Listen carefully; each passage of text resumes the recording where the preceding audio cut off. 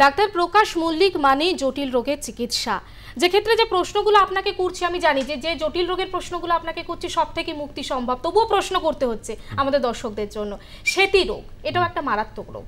হ্যাঁ একদম, সেতি কিন্তু মারাত্মক রোগ বলবো না, আসলে সেতি কিন্তু কোনো সংক্রামক নয়। আপনার গায়ে যদি ঘষাও হয় তার থেকে সংক্রামিত হবেন না, কিন্তু আগে ধারণা ছিল এটা কুষ্ঠ রোগের একটা ফর্ম, কিন্তু পরে প্রমাণ হয়েছে কুষ্ঠ কিন্তু আলাদা জার্ম, আর সেতি রোগের কিন্তু অ্যাকচুয়ালি মেলানিন বলে একটা পদার্থ আছে, কণিকা আছে, সেটা তৈরি হয় না বলে এইটা হয়। এবং এর জন্যে কিন্তু আসলে সামাজিকভাবে দেখতে খারাপ লাগে, অনেক বিয়ে থাকার ব্যাপারে মানে অনেক সমস্যা হয়। তো এই ব্যাপারে আমার ত্রিপুরা থেকে একটা পেশেন্ট এসেছিল, সেটা 100% কিওর হয়েছে। আমাদের কাছে যে পেশেন্টগুলো আসে সব ব্যাধি শেষ করে আসে, তাদেরকেও আমরা কিন্তু 70 to 30%, যে 70 to 80% ভালো করতে পারি। এবং যদি আগে থেকে আসেন 100% ভালো করা সম্ভব, তবে ধৈর্য ধরে চিকিৎসা করতে হবে।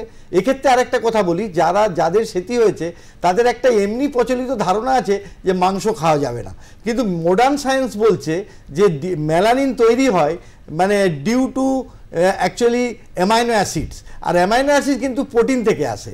এ ব্যাপারে একটা অ্যালার্জি টেস্ট করে যদি জেনে যায় যে এই সমস্ত খাবারগুলো যদি তার কোনো অ্যালার্জিক কন্ডিশন তৈরি না করে, তাহলে কিন্তু আমরা মাছ মাংস খাবো নির্দিষ্ট মাত্রায় ডাক্তারবাবুর পরামর্শ অনুযায়ী।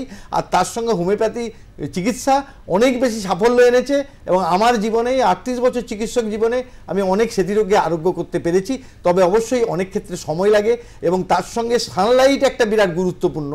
10টা থেকে 2টোর মধ্যে সানলাইট যদি 10 থেকে 15 মিনিট নিতে পারেন আর তার সঙ্গে আমাদের ওষুধ খান, তাহলে আরোগ্য নিশ্চয়ই সম্ভব। খাওয়া দাওয়ার প্রসঙ্গে যতক্ষণ উঠলো, আর একটা প্রশ্ন আমার জানতে খুব ইচ্ছে করলে, যে একটা হোমিওপ্যাথি চিকিৎসা অনেক সময় বলেন যে সাধারণ মানুষ যারা এই চিকিৎসা নিচ্ছেন এরকম শুনেছি যে টক খাওয়া যায় না হোমিওপ্যাথি চিকিৎসা চলাকালীন, বা কিছু খাবারে বিধি নিষেধ থাকে, এটাও কি সত্যি? অ্যাকচুয়ালি এই কথাটা আপনি ঠিকই বলেছেন, এবং সাধারণ মানুষ এবং ডাক্তারবাবু বলেই দেয় এই খাবে না সেই খাবে না, কিন্তু আমার প্র্যাকটিসটা একটু তো ছড়িয়ে প্র্যাকটিস। মানে ক্যান্সারের পেশেন্ট আমার দক্ষিণ থেকেও পেশেন্ট আসে, এবং তারা সব টক খায়। আমরা কিন্তু টক খেতে বারণ করি, কিন্তু ঘটনা হলো যে তারা বলছে স্যার আমি টক ছাড়া তো থাকতে পারবো না। তখন আমি বললাম ঠিক আছে তুমি টকটা খাও, কিন্তু সে পেশেন্ট কিন্তু ভালো আছে। আর একটা ব্যাপার হচ্ছে এক্ষেত্রে বলি যে কোনো খাওয়াটাই ব্যাপার না, আর কিছু কিছু ক্ষেত্রে কিন্তু এলোপ্যাথিতেও এই খাওয়ার নিষেধগুলো থাকে। যদি আপনার বাত হয় অর্থাৎ ইউরিক অ্যাসিড বাড়ে, তাহলে সেখানে টমেটো, মুসুর ডাল, পুঁই শাক, পালং শাক, রেড মিট খাওয়া যাবে না।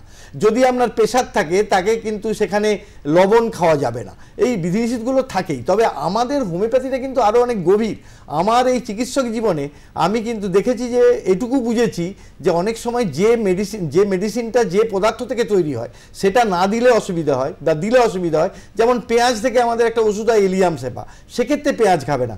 তা সত্ত্বেও আমি কিন্তু পেঁয়াজ খেলেও তার কিন্তু ভেতরের যে পোটেন্সিটা সেটা কিন্তু কাজ করে আমার এই চিকিৎসক জীবনে দেখেছি। কারণ আমরা মনে করি হোমিওপ্যাথি কিন্তু অনেক গভীর ব্যাপার। কীরকম গভীর ব্যাপার না, একজন মানুষ যখন মারা যায় সে কিন্তু পড়ে আছে, আমার বাবা মারা গেছে কিন্তু তিনি শুয়ে আছেন, তাহলে তিনি বেঁচে নেই কেন?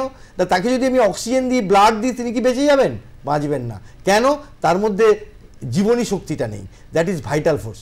আমরা সেই ভাইটাল ফোর্সের নিরিখে কাজ করি, তাই উনি বাইরে যাই খান না, হয়তো বা কিছু অসুবিধা হতে পারে, কিন্তু মূলত হোমিওপ্যাথি ওষুধের যে গভীর যে তার ক্রিয়াটা সেটা কোনোদিন অসুবিধা হবে না। এবং আমার চিকিৎসক জীবনে আমি ওই জন্য আমার রুগীদেরকে কোনো খাবার বিজনেসে দিই না। তবে রোগে সংক্রান্ত ব্যাপারে যেমন বাত হলে, যেমন প্রেশার হলে, সেগুলো তো ফিজিওলজিক্যাল কন্ডিশনে বারণ করতে হয়।